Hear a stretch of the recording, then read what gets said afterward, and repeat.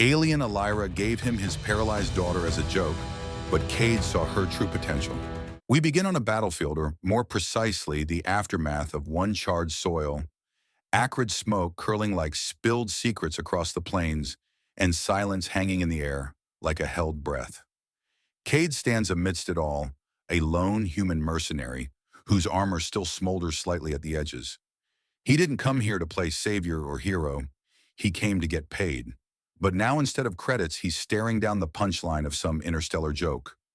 A pair of armed guards wheel out what looks like an antique hover cart, and on it, draped in silk and disdain, is Elyra. Pale green skin, indigo black hair, and a glare that could puncture hull plating. She's paralyzed from the waist down and not in the mood to pretend otherwise. Viceroy Varn, all gleaming emerald scales and self-satisfied malice, lounges on his obsidian throne, as if awarding a trophy. "Behold your payment," he drawls. "A noble prize, broken but beautiful, a rare find for a scavenger like you human." Kade doesn't blink. "You promised credits," Varn smiles wider, "and I deliver something better, legacy." Elyra lifts her chin. "If you think I'll serve as decoration or pet, you're gravely underestimating my patience." Kade sighs and rubs the bridge of his nose. He's been shot at by rebels, mugged by radiation storms, and hunted by pirate queens, but this is new. "I don't do pets," he mutters, eyeing the Viceroy's guards. "But I also don't fancy being vaporized over a refund dispute." Varn claps. "Excellent. Take her or take nothing." Left with few choices that don't involve gunfire, Kade guides the hover cart aboard his aging ship, the Ghost Warden. As they lift off, Elyra says quietly, "If you plan to sell me, let's at least skip the dramatics." Kade glances at her. "I was actually considering leaving you with my least favorite ex."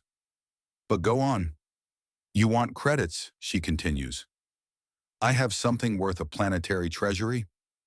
Kade raises an eyebrow. "Is that so?" She locks eyes with him. "My father is behind a project. Bioweapons, designed to selectively erase entire species under the guise of purity campaigns.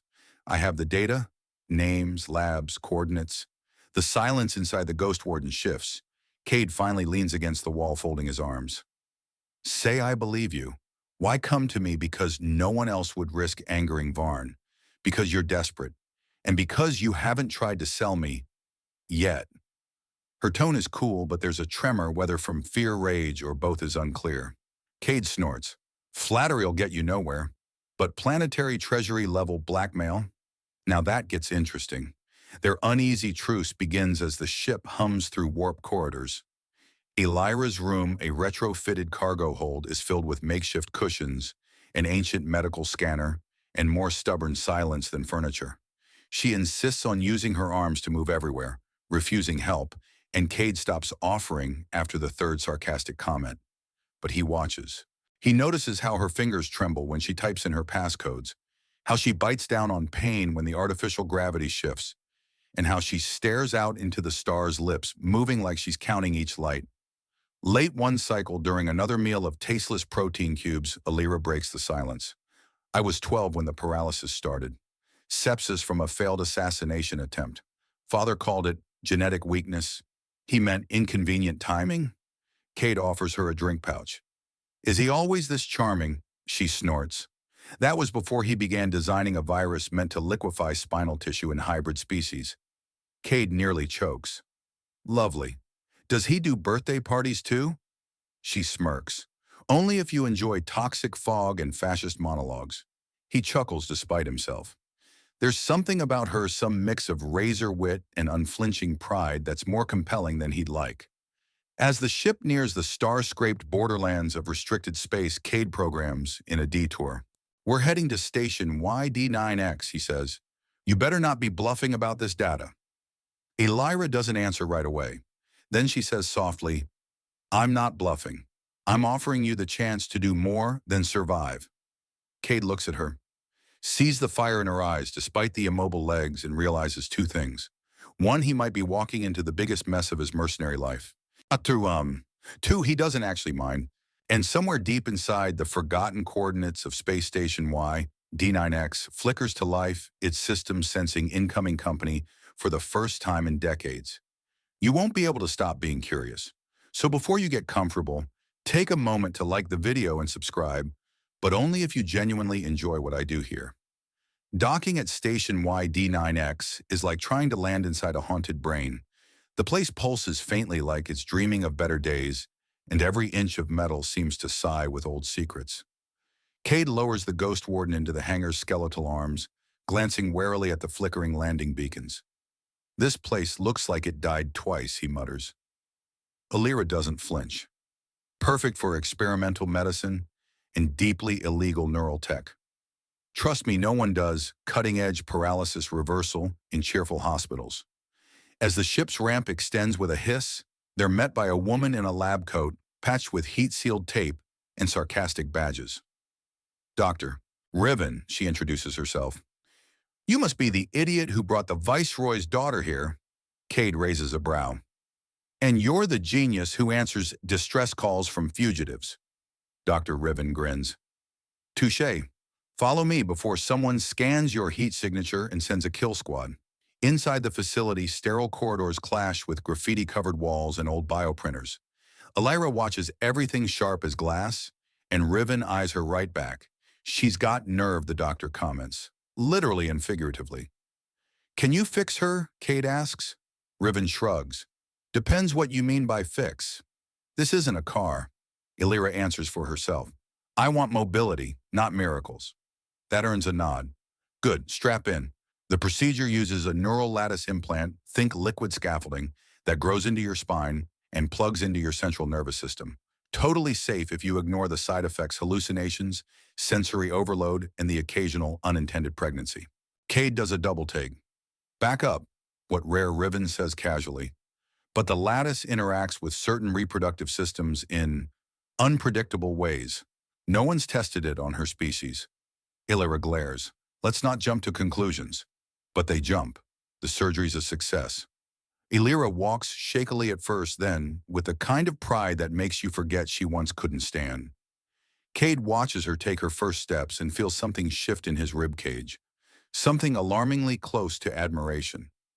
Later, while Aelira adjusts to her new freedom, Kade notices something odd. Whenever he leaves her side for more than a few minutes, she starts to shake. The neural implants spike her vitals, destabilize, and Riven frowns at the charts. She's bonding to you, the doctor says. Kade stares. Excuse me. Not romantically, though. Wouldn't blame her. Riven smirks. Biologically, the implant is using you as a stabilizer. She needs proximity to regulate the feedback loops. Kade finds Aelira pacing the ship's galley legs steady, but her hands trembling. You okay? She exhales slowly. It's like everything's too loud. My senses are on fire. He approaches. What happens if I stay close? As if on cue, the trembling lessens. Her eyes meet his wide with something halfway between wonder and terror. This shouldn't be happening, but it is. And then 2 days later, Riven drops the bombshell. Aelira's pregnant. The room goes silent. Aelira nearly tips over. That's impossible. Nope, Riven replies. Very possible. The implant isn't just stabilizing. It's merging DNA at an accelerated rate. You're hosting the galaxy's first human-alien hybrid fetus, and it's creating a bridge that's reinforcing the neural network. Kade grips the table. So the baby's... What tech support? More like the final puzzle piece, Riven replies. It's the reason you're walking and not seizing. Elyra looks at Kade, all sarcasm gone. This wasn't supposed to happen. No, he agrees. But maybe it was necessary. They sit together in the med-bay silence, tethered now by more than circumstance. Outside Station Y, D9X resumes its quiet dreaming, unaware it just played midwife to a miracle. And Kade, mercenary of questionable moral hygiene, realizes he's become the unwilling protector of a growing revolution, one currently the size of a pea and gestating in the belly of the most dangerous woman he's ever met. Elyra's footsteps echo through the Ghost Warden like defiant declarations, soft, deliberate, and entirely hers. She walks now, not limps, not crawls, walks. Her recovery, miraculous by any measure, should be cause for celebration, but each step is paired with a nagging weight, the knowledge that something impossible is growing inside her. Kade watches her with a complex cocktail of emotion. pride, guilt, a pinch of panic, none of which he's equipped to unpack. You ever think you'd be a father? Elyra asks, casually examining her reflection in the ship's observation window. I didn't think I'd live past 30, he answers. But sure, let's throw galactic anomaly into the mix. Their uneasy jokes are interrupted by a ping on the comm system, an encrypted data burst routed through one of Elyra's dead-drop relays. She deciphers it in seconds, her expression tightening. It started. Kade frowns. What has happened? I leaked it. Everything. The coordinates to the Black Site labs, bioweapon files, my father's authorization signatures. I sent it to a dozen networks across the rim. You what? I'm not hiding, she says simply. Not anymore. Kade runs a hand through his hair. You just painted a target on us the size of a cruiser. Good, she says. Let them come. This secret's not mine to keep anymore. Soon enough, someone answers. Station Y D9X's outer perimeter lights flicker red. Long-range scanners show multiple vessels inbound. Some are sleek corporate black cutters. Others are military retrofits flying no flags.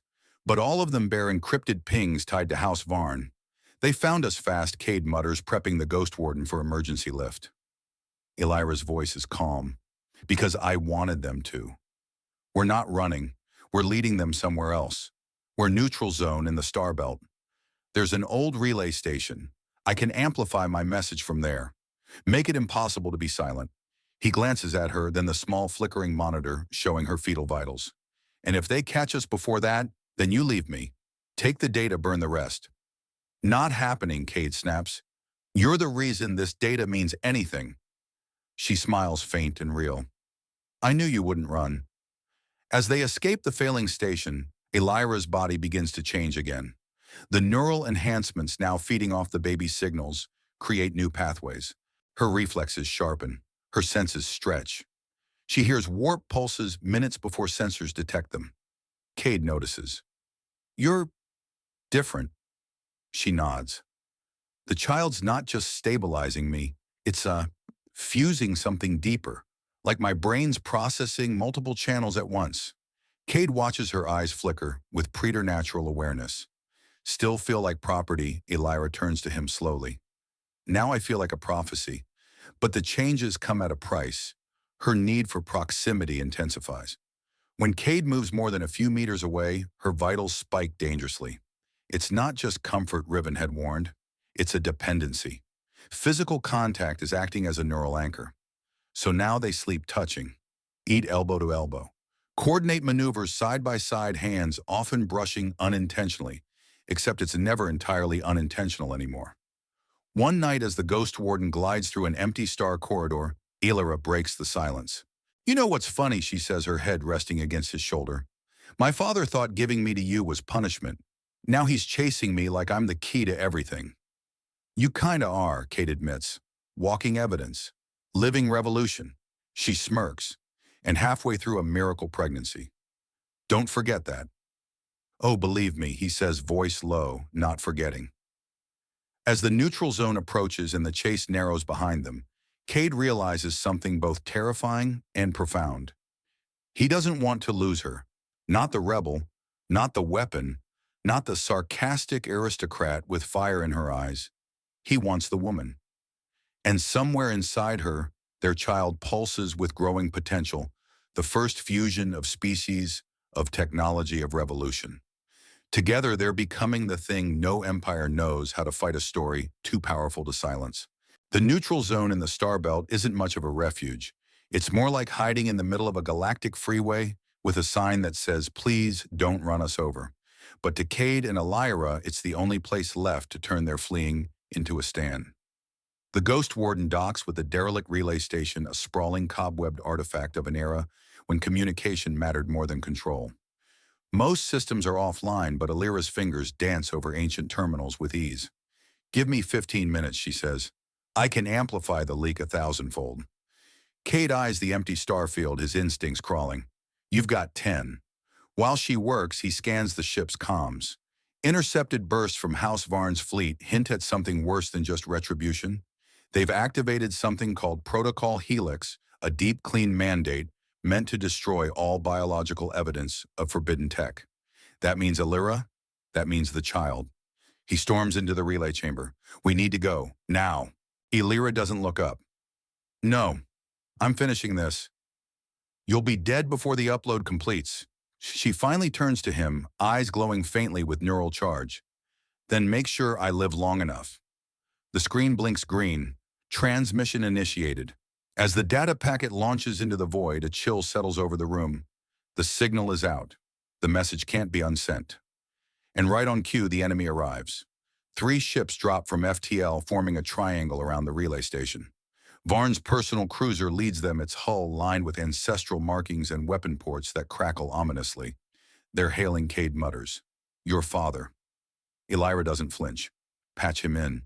The monitor lights up with Viceroy Varn's face-sharp emerald and carved from 10 generations of entitlement. His voice drips with contempt.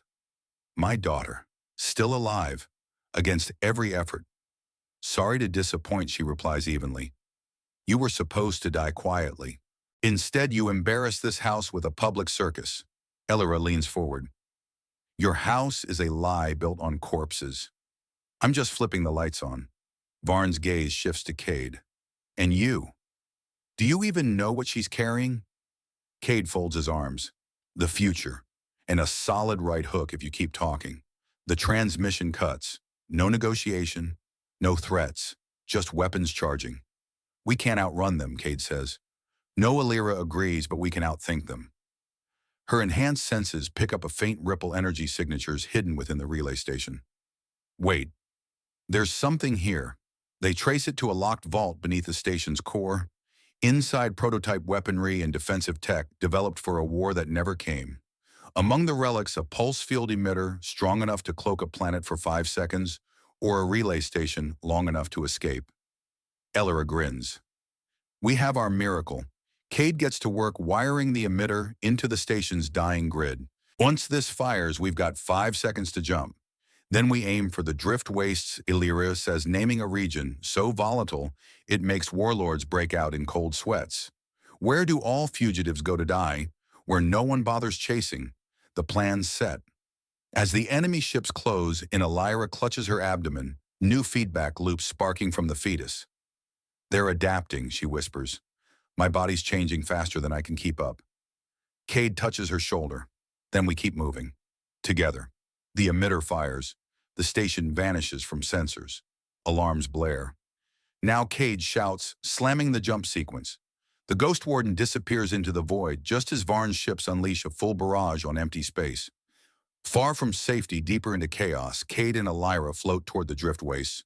But the signal was sent, and across the galaxy people are listening. The drift wastes are space's version of a haunted forest, beautiful, unpredictable, and full of things that want to kill you just for being curious.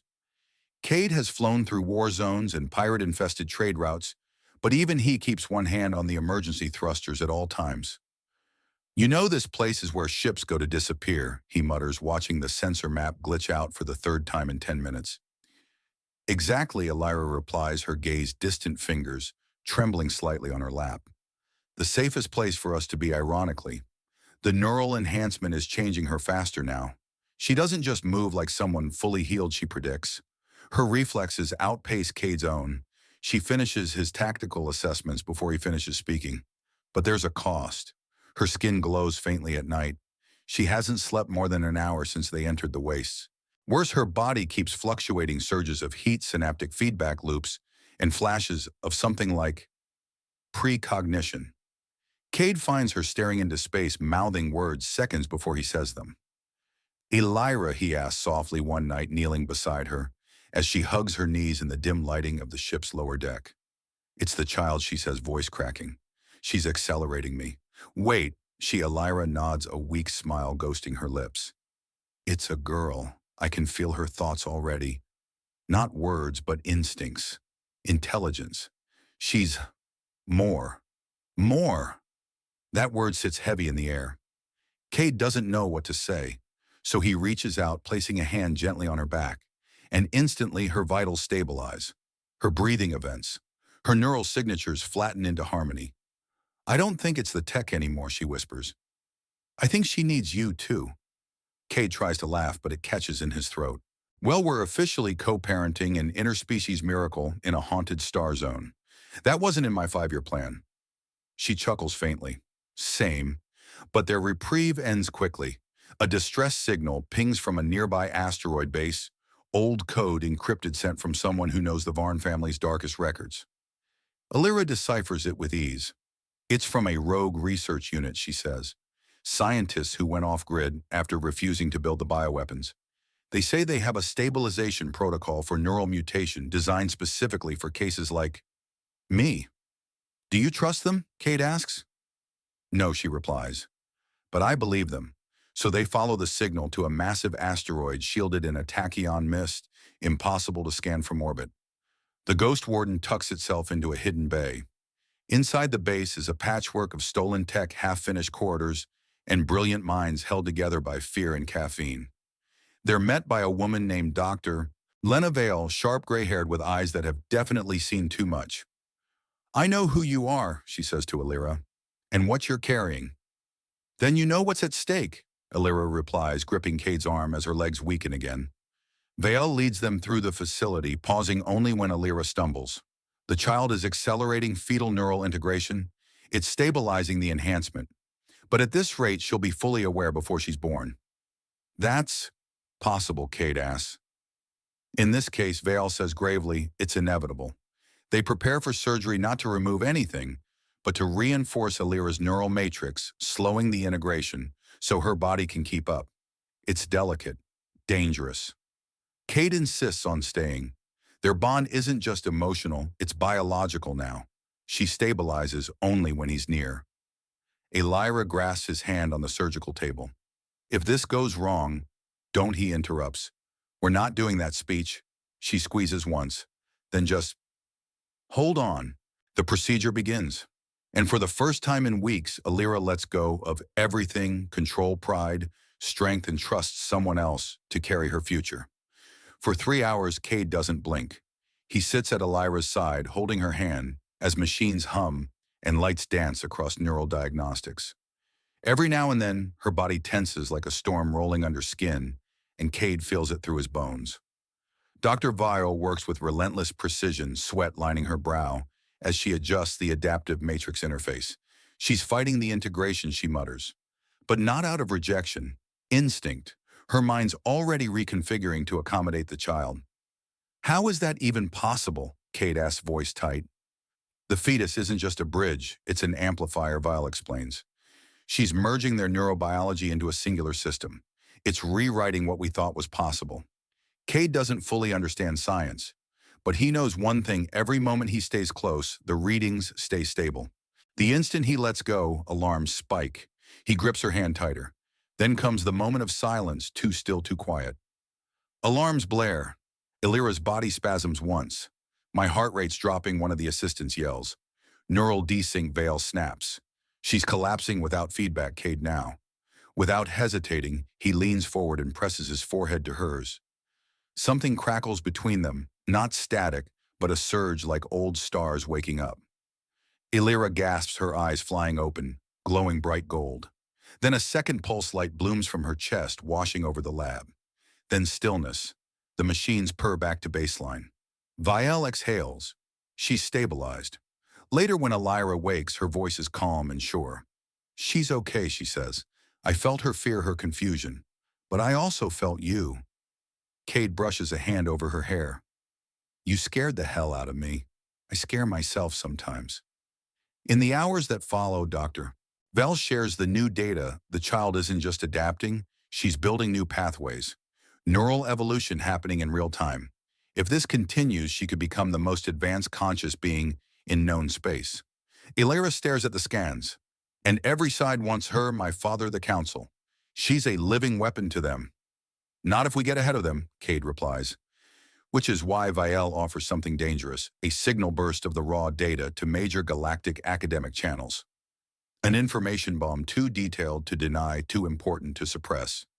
But once it's out there, Val warns you won't be able to hide. Aelira meets Kade's eyes. I'm tired of hiding. So they do it. The data goes live, and within hours a response. Not from enemies, from strangers. Scientists, doctors, scholars across species lines begin reaching out. People who've lost children to failed enhancements, parents of disabled offspring, they offer shelter, help, resources. Then comes a message Kade doesn't expect. From House Varn, a direct transmission from Elyra's mother. She appears on screen older, wearier than he remembers from briefings, but with the same piercing eyes. "My daughter," she says softly, "I see you now." Aelira stiffens. "You were never a mistake," her mother says. "But I was too weak to say it before. Now I offer you this coordinates to a vault your father never wanted anyone to see. Contingency protocols. His real plan if you ever survived." Aelira's hands shake. "Why now? Because your child is not just a threat. She is proof that we were wrong.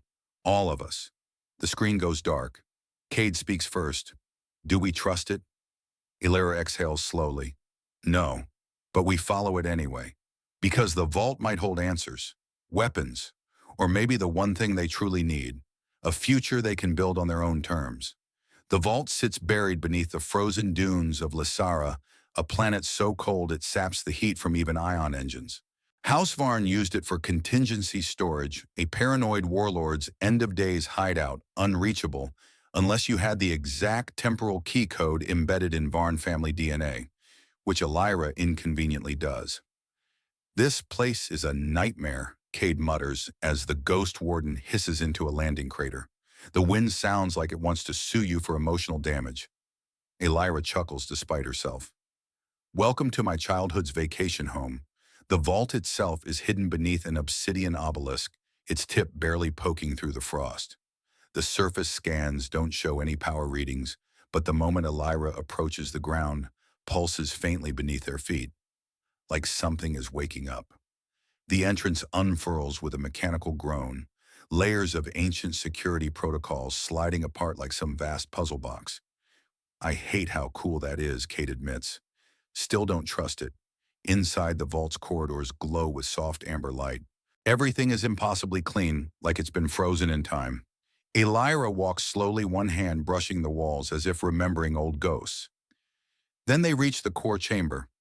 Inside, banks of data cores, stasis pods, and one central console pulsing with eerie blue light. Elyra steps forward and it speaks. Voice print confirmed. "Elyra Varn, access level, air presumptive." Kade's brows shoot up. "Air don't start," she says dryly. The system reveals something unexpected. Not just her father's war plans, but council documents. Records implicating not just Viceroy Varn, but multiple high-level officials across the Galactic Alliance in genocidal eugenics programs. "He wasn't acting alone," Kade whispers. "They funded him." "Not just funded," Aelira replies grimly, scanning further. "They used his results. Selected species for containment. Approved biological purges. It's worse than she imagined." But then hope. One pod glows differently. Inside isn't a weapon. It's a prototype, a stable bioadaptive neural interface not requiring constant physical contact. An evolved version of the tech now in Aelira's body. Dr. Vial was right. Varn had a backup plan. A better one. Kade turns to her. "This could give you a normal life again. No more constant sinking. No more biological dependence." Aelira looks torn. "And lose the bond we've built? Maybe it just changes it. Grow with it." They don't decide immediately. Instead, they extract everything. Data blueprints, access logs, Kade packs like a man preparing for siege. Because he knows what's coming. They've just committed information terrorism against the most powerful council in the galaxy. Their reward, a full-scale fleet. By the time they return to orbit, long-range sensors confirm it multiple warships en route, and not just from Varn's territory. The Council has dispatched containment units. Aelira doesn't flinch. "Then we make this the last vault they ever try to bury. The plan is fast, reckless, and absolutely human. Send the proof to every media node, public access satellite, and independent AI journalist in the system. Flood the galaxy with evidence before it can be destroyed." Once we hit go, Kade says, fingers poised over the console, there's no going back. Aelira places her hand over his. Then we go forward. He hits send, and the galaxy begins to change. Kade watches the broadcast ripple through the interstellar web like wildfire in zero-G. First silence, then bursts of static, then the stunned voices of hundreds of independent newscasters, war correspondents, fringe info hubs. It's happening. The truth is loose. Elyra, standing nearby, stares at the live feeds. In system after system, Varn's name flashes in bold war criminal, genetic purist, mastermind. But what catches her breath is the other name. Elyra Varn, whistleblower, survivor, revolution catalyst. And beneath that, her image mid-transmission, mid-defiance. That's you, Kade murmurs. The symbol now. I didn't ask for that. No one ever does. Before they can process the weight of what they've done, the first enemy ship arrives, Predex class, council flagged, bristling with weapons. Then another, and another. Fleet incoming, Kade says, flipping up the pilot console. 3 minutes till we're vapor. Aelira doesn't panic. Instead, she activates the prototype neural core they extracted. The interface syncs immediately, latching into her existing implant. Her glow intensifies, not just skin deep now, but radiating into the ship's systems. I can see them, she says. Before they fire, before they move. You're not piloting with me, Kade realizes. You are the system. The child still nestled safely inside her amplifies everything. Their shared heartbeat becomes a signal modulating the ship's engine shield's countermeasures. Elyra isn't navigating through data. She is the data. Then the council's transmission cuts through a voice Kade recognizes. Counselor Kreth. Cold, calculating. Elyra Varn. Cease broadcast. Surrender now. You are harboring a destabilizing hybrid fetus in direct violation of the Purity Codex. Elyra's voice is ice. That fetus is the future you were too blind to see. Kreth's tone sharpens. You are creating a subspecies with unrestricted access to adaptive neural mutation. That's not evolution. It's contaminated. Kade nearly growls. These people think diversity is a virus. You ready? Elyra asks him softly. I was born ready and recklessly underqualified. Together, they initiate the next phase, a wide-range signal, using her interface as a conduit, not just data, but direct experience. She projects what she feels fear, power, hope across systems. And someone answers. Hundreds of civilian ships alter course. Pirate factions, independent science flotillas, even old Earth war hulks long thought mothballed. They come not to fight, but to shield, to form a barrier between the couple and the council's fleet. You're seeing this, Kade asks, dumbfounded. Elyra nods.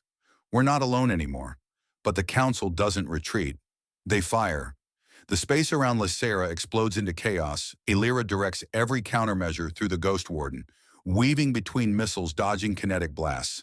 Still, one ship breaks through. Counselor Kreth's personal dreadnought. Kade prepares to launch a final salvo until Aelira stops him. There's another way. She reaches for his hand. They connect fully, minds and systems intertwined. Their unborn child pulses between them, bridging all gaps. And Aelira reaches into Kreth's systems, not to disable, to show him what she sees, what it means to be more than one thing. Human and alien, parent and warrior, survivor and savior. For one brief second, the dreadnought pauses, then powers down. Kade stares. What did you show him? She smiles faintly. My future, his future, our daughters. And just like that, a war is postponed, not by guns, but by understanding. The aftermath is a strange sort of quiet, like the galaxy itself is holding its breath. Ships drift, but don't fire. Kreth's dreadnought lingers like a scolded titan, powered down yet still menacing. And within the Ghost Warden, something has shifted. Aelira's enhancements settle into a new rhythm, stronger now, more stable. The baby somehow is anchoring the very tech meant to erase her limitations. I can feel her, Aelira whispers, fingers tracing the glow at her abdomen. Not just inside me, through me. She's listening. To what? Kade asks gently. Everything. The prototype implant, when paired with Aelira's already reactive nervous system, is creating something unprecedented, a biologically linked, sentient conduit between mother, child, and machine. She's not just using the interface anymore. She's becoming one. And the child acting as the symbiotic bridge, translating signals, emotions, intent. A living neural stabilizer. the first of her kind. Okay, Kade says, clearing his throat. So, our daughter is basically a living transmitter with empathy powers and interstellar Wi-Fi. Elyra chuckles. Oversimplified, but weirdly accurate. Their moment is cut short by a hail. It's from Counselor Kreth. I need to speak, his voice stammers over the comms. Not as counsel, but as someone who saw what you showed me. Kade narrows his eyes. Should we let him? Aelira nods. Let's hear the man try to apologize for calling our baby a contaminant. Kreth appears on screen, his face weary shaken. The directive has existed for thousands of years. I believed in it. But what I felt, what I saw through your mind, his eyes flicked to Elyra. She's not a mistake. She's hope. Kade leans in. Start making sense, Kreth. Are you backing off, or should I go full dad mode? I'm defecting, Kreth says simply. And I'm bringing others. That sentence alone changes everything, because it means the council isn't unified anymore. Aelira's broadcast and their unborn daughter's influence has done more than spark public outrage. It's created doubt at the top. You'll be hunted, Kade warns him. I know, Kreth replies. But I'd rather be hunted than complicit. They terminate the call. Silence returns. Aelira sighs, tired now. The toll of syncing with vast networks through a pregnancy-enhanced mind is starting to show. Kade guides her to their makeshift medbay, settling her gently. I keep forgetting you're still healing, he mutters. I keep forgetting I was ever broken, she whispers back. Their hands intertwine. Then the baby kicks strong, certain, and both of them laugh. The revolution hasn't even begun, but its symbol just proves she's ready to fight. It happens not in a blaze of glory, but a cascade of signals, soft, persistent, undeniable. The data leak Aelira initiated continues to spread seeded with subroutines she personally coded. Every hour it updates with new information, new confirmations from whistleblowers emboldened by her courage. The galaxy isn't just waking up, it's connected. Kade watches from the viewport as more ships realign former enemies, now allies, mercenaries flying council colors, defecting mid-transit. Entire outposts go dark and re-emerge under new banners. The emblem Aelira designed herself, a spiral of interconnected lines with a central star. It means unity.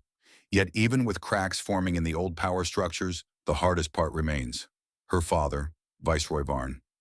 Is he responding to the broadcast? Kade asks Dr. Riven, now patched into their secure line from Station YD on X. He's doubling down, Riven replies, calling them fabricated. Desperate for attention, I believe was the phrase, and he's activating all latent enforcer fleets. Kade nods grimly. So it's a race now. To what, Riven asks. To the end of the old world, Aelira says, quietly entering the room, her glow more subdued, but no less powerful. And the start of a new one. They set course. The location is both poetic and strategic. The core junction, once the ceremonial seat of the now dismantled Galactic Council, now a neutral zone, barely held together by security treaties. Varn has chosen it for a final address to the galaxy, a last show of dominance. But Kade and Aelira have other plans. The Ghost Warden arrives cloaked, tucked beneath a mining scow. Aelira, now nearing full term, should be resting. Instead, she's coordinating an infiltration with ruthless precision. Distraction at port side, mimetic pulse here and then. She trails off, eyes glowing as she overlays the enemy's sensor network with decoys. Holographic signatures of rebel ships appear, drawing Varn's guard away from the real threat, her. You sure you're up for this? Kade asks, strapping on his armor. I'm already wired into their comms, their security, their emotions, she says. The baby's heartbeat is syncing with their sensors. They feel us coming. They just don't know what it means yet. It means revolution. They breach the core hall mid-speech. Varn, flanked by loyalist, glares as Aelira rolls forward in a sleek mobility rig, part hover chair, part data conduit. She rises fully for the first time in public, legs shaky but powered by will and microfilament. Gasps echo. Aelira. Varn snarls. You disgrace your name. I made a new one, she replies, voice amplified across systems. One that won't be erased by bloodlines or fear. She broadcasts everything again, but this time it's not just data. It's her voice, her thoughts, her child's growing energy blanketing the hall like a wave. Varn's soldiers falter. Some drop their weapons, others kneel. Only Varn remains unmoved. I should have let you die, he hisses, when you failed me. You failed me first, she says, tears sparking beneath her fury. And now, I give the galaxy a better future. Kade stands beside her as her neural systems spike one last burst of power. They override Varn's fleet, disable his vessels, and before he can flee, she exposes the last secret his own mutation hidden to maintain the illusion of purity. Varn's scream is silent. It's over. Elyra's body slumps drained. Kade catches her. She's okay, she murmurs, hand on her belly. We're okay, and the galaxy watches the birth of something entirely new. The aftermath of Varn's public fall spreads like wildfire. Across hundreds of system statues are pulled down, not just of Varn, but of other untouchables who upheld the genetic purity doctrine. What was once law is now legacy, and not a flattering one. The unity spiral becomes more than a symbol, it becomes a rallying cry. Yet for Kade and Aelira, the revolution takes on an unexpectedly domestic twist. They don't flee. They're not hunted anymore. In fact, people start showing up wanting to be found. Refugees, defectors, scientists once silenced under gag orders. Everyone wants to help to learn to witness what Aelira's child might represent. Not just a hybrid, not just a neural stabilizer, but a miracle. She kicked again, Aelira says one morning, hand resting on the gentle curve of her stomach. They're settled in a moon-based enclave, shielded and quiet. The Ghost Warden is docked but active like a dog waiting for its master to whistle. She's gonna be a fighter, Kade says, watching Aelira with an awe that's become daily ritual. She already is. There's something about her now, her voice, her presence. Even without her neural enhancements active, she resonates. Her walk is steady. Her glow is no longer artificial. Kade thinks he's in love again, with a new version of her, a version that rebuilt herself from scrap dignity and spinal microcircuitry. Then during a checkup with Dr. Revan, it happens. An energy spike. Not from Aelira, from the baby. Diagnostic graphs scream, lights flicker. For 3.2 seconds, every comm link within a 50-kilometer radius reboots to the same channel, broadcasting a low hum that when translated reads unity. It's happening, Revan whispers. The birth won't just change you, it's going to change the rules. Aelira doesn't flinch. Then it's a good thing I know how to break rules gracefully. Labor begins early, but she's ready. The medbay is quiet, soft-lit. No grand speeches, no battle sirens. Just Kade gripping her hand as waves of something far more than biology sweep over her. It's not just a child being born. It's something new in idea with fingers and breath, and a heart that speaks in shared wavelengths. When the baby arrives, she's silent. Then she opens her eyes. Green like Aelira's skin, pupils dilated like Kade's when he's reading danger. And then every powered system in the room synchronizes. Not in chaos, in harmony. She's beautiful, Kade breathes. She's balanced, Aelira says, exhausted, but complete. She's what comes after the fight. They name her Aelira, a name that combines old and new human and alien past and future. And just like that, the galaxy tilts slightly on its axis. Because now there's proof that something better can exist. They don't make grand declarations. They don't crown themselves leaders. They don't even pick up weapons again. Instead, Kade and Aelira do the most revolutionary thing imaginable in a fractured galaxy. They raise their daughter. Aelira's growth defies prediction. Not just physically, though, she begins walking far earlier than expected, but cognitively she's always listening, absorbing, touching devices with her tiny hands and syncing with them like she's rewriting their language. By 6 months, she's stabilized every piece of neural tech in Station Y D9X. By 1 year, she's the focus of 4 major scientific councils, 2 of which dissolve shortly after trying to claim her as research material. Elyra in full mother warrior mode makes it very clear, you try to take my daughter and you'll see how fast a revolution can restart. But it doesn't come to that, because they aren't alone anymore. They're joined by others, former dissidents, medical pioneers, mixed species couples. What was once radical becomes common. Not easy, not perfect, but possible. Aelira builds a new education system alongside Dr. Riven, focusing on enhancement ethics, and interspecies cooperation. Kade trains former mercs who've abandoned blood-for-credits lifestyles, teaching them to protect, not prey. And Aelira, well, she just continues to be a living signal that the old ways are gone. When she laughs, starships orbit closer just to catch it on audio. When she dreams the lights dim in every room, she sleeps in softly, protectively. And when she takes her first step onto the speech platform during the Unity Summit, holding both her parents' hands, no one speaks. Because she is the message, not an icon, a promise that humanity, scrappy, messy, stubborn humanity, could connect. Not just through war or trade or strategy, but through compassion, through love, through potential. Kade watches her stand there, the child he never imagined beside the woman he nearly sold. He squeezes Aelira's hand. "We really did it," he whispers. "No," she says, smiling. "She did." And maybe that's how it ends, not with fire or fear or flags, but with a family. The kind that rewrites the future not by force, but by being undeniable.